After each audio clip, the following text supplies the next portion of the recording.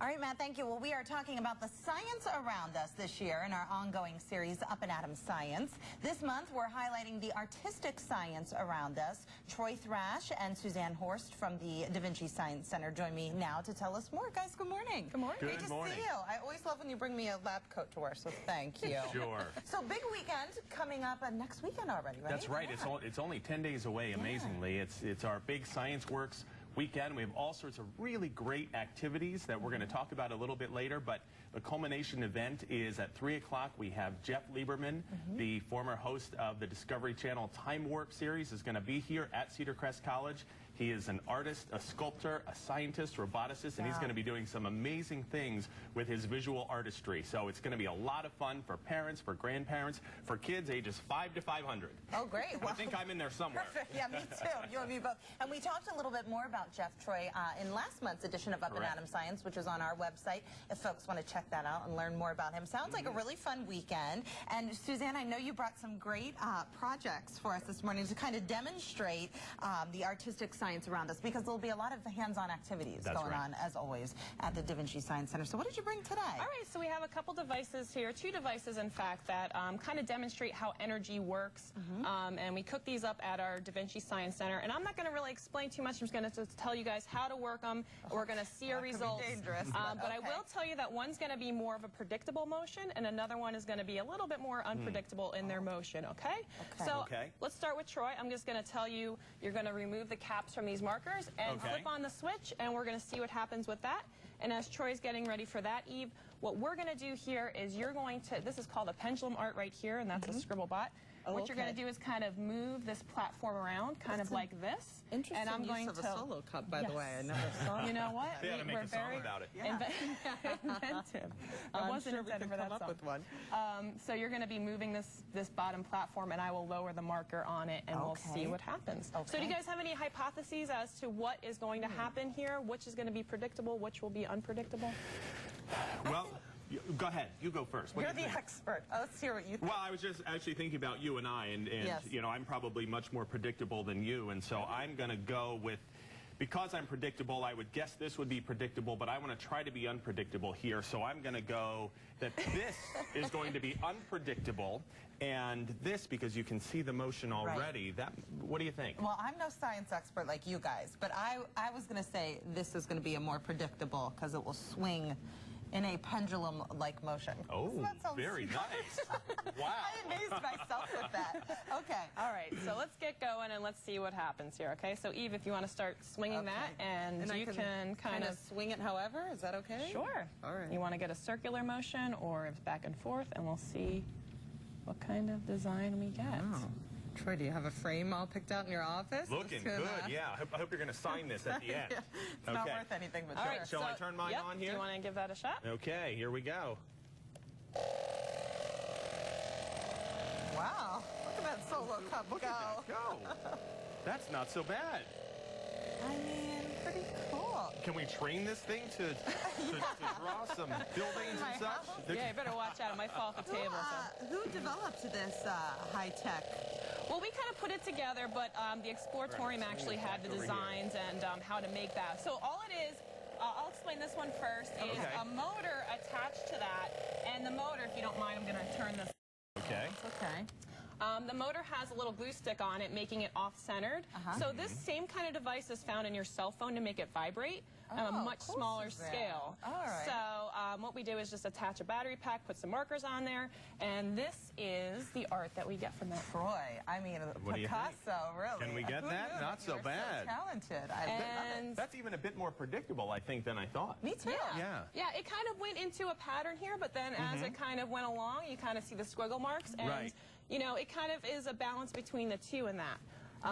What the kind of art that we get from the pendulum art kind of goes like this. We kind of start off with like a teardrop, and it's a really great way to show how energy works, how it dissipates as it goes on, and as the friction of that marker kind of evens out the balance of the kinetic energy going on there, okay? So we start off with a bigger teardrop, and it goes smaller, smaller, smaller, and we can really get creative by putting different markers on, putting different kinds of spins on it.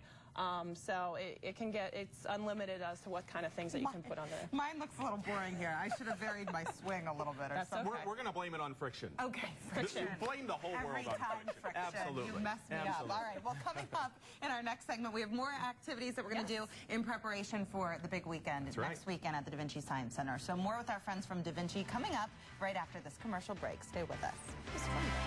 All right, Rick, thank you. Well, it's time for part 2 of the April edition of Up and Atom Science. Today we are talking about the artistic science around us. Troy Thrash and Suzanne Horst from the Da Vinci Science Center join me once again to lead us through our next activity. We have our blue gloves on. So this is going to be fun, I think. I think we're really talking about the artistic science around us. That's right. We are the Blue Hand Group. Yes, I guess so. Yes. Buy your tickets today. What do we have going on next, Suzanne? So you guys remember what happens when you mix oil and water, right? Yes, I think so. The oil kind of separates, right? Yeah. Okay. And do you remember which one goes on top and which one's on the bottom? What do you think? I don't know. Well, to refresh your memory, we're going to find out, right? We're just going to do a little experiment. So that blue bottle right there has some dyed blue water. So Troy, if you wouldn't mind adding that to our graduated cylinder I would be happy to do that. Just pull the cap off. Our friend Tony in audio says the oil goes to the bottom. So that sounds good to me. Right. I like that. I think he knows most things, so let's see. All right, so this is the blue water here. All right, what so did that he should say? be enough. Okay. Is good. There we go. And Eve, if you wouldn't mind putting the oil in there. All right, Eve. They say we're like oil and water. Here we go. How am I doing here, guys? Keep going. Right, so that's good. And we might need to let it settle out a little bit here. Okay.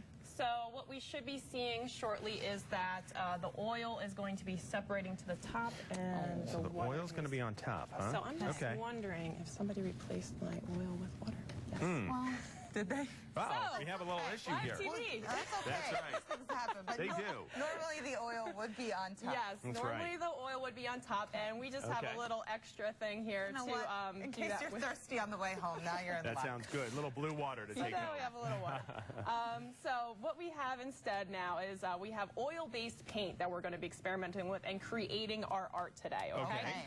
So I have a couple different colors here, the primary colors, and what you guys can do is you can either kind of drip that oil-based paint in our water bath here, or if you just want to kind of start pouring it in and just kind of create some artwork right there on top of the surface of the water there. Okay, that sounds good. Pick a color. What do you think? I'll do a little more blue. All right.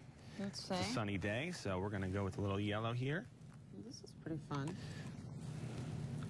Oh, look at it. Yeah, go ahead, go for it. Little big, And you big see how blob it there kind in of the goes middle. down to the bottom and then some floats then up to the it comes top, back so we're up, getting a really nice mix here of all the different colors. Nice. swirl Okay. action, And I Okay. think we need a little extra blue. That sounds good. Go for it, Suzanne. You're the pro here. All right. So we have our oil paint floating on top, and what we're going to do is we're just going to kind of dip the paper in and see what comes up. So, Eve, would you mind doing that? No, I'd be happy Just kind of dip it in from the side here, like straight up and down.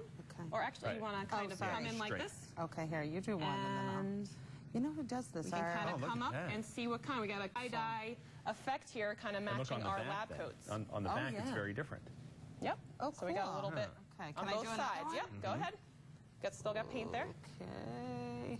Yeah, look at that. The big reveal, everybody. Martha Stewart would be so proud of us. Okay, that looks awesome. So much fun. So that's because the paint went to Yes, the top, because the oil is less dense than that water, and so it'll float to the top.